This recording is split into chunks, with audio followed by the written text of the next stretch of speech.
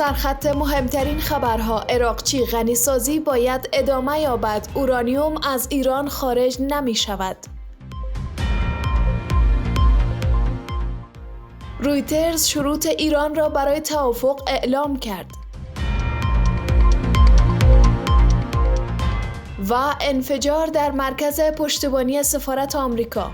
سلام بر شما، وقت بخیر، به نبض خبر خوش آمدید. وزیر امور خارجه ایران در مصاحبه با الجزیره بیان کرد که غنیسازی 0% از محدوده مذاکرات با آمریکا خارج است.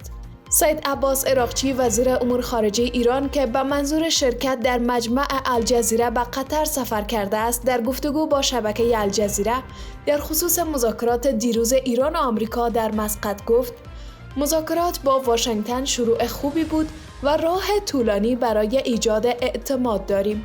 وی تأکید کرد مذاکرات با واشنگتن غیر مستقیم است و فقط به موضوع هسته‌ای می‌پردازد. وزیر امور خارجه ایران با تأکید بر این که غنیسازی حق مسلم ماست و باید ادامه یابد اظهار داشت حتی با بمباران هم نتوانستند توانمندی‌های ما را نابود کنند. غنیسازی 0% از محدوده مذاکرات خارج است. میزان غنیسازی به نیاز ما بستگی دارد و اورانیوم غنی شده از ایران خارج نمی شود.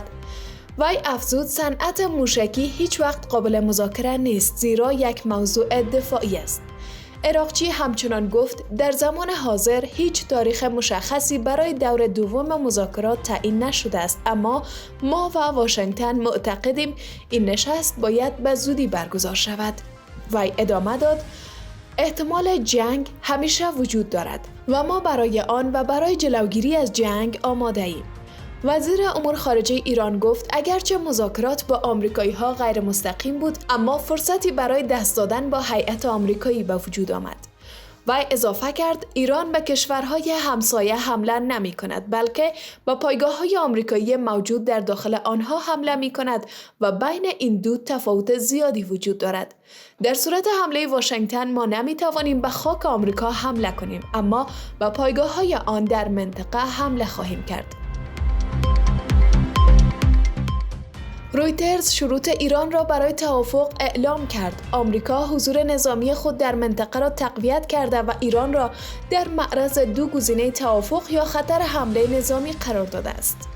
با نقل از ایلنا، یک دیپلمات منطقه‌ای به خبرگزاری رویترز گفت ایران در جریان مذاکرات جمعه با آمریکا در سلطنت عمان بر حق غنیسازی اورانیوم خود تأکید کرده است و توانمندی‌های موشکی تهران در این مذاکرات مطرح نشده است.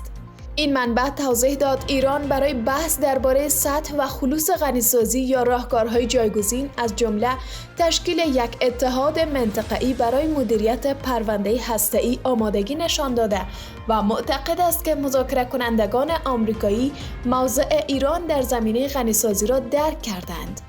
رویترز همچنان نوشت ایران چند خواسته اصلی داشته است، از جمله لغو فوری و مؤثر تحریم‌ها به ویژه در بخش‌های بانکی و نفتی و دور کردن دارایی‌های نظامی آمریکا از خاک ایران.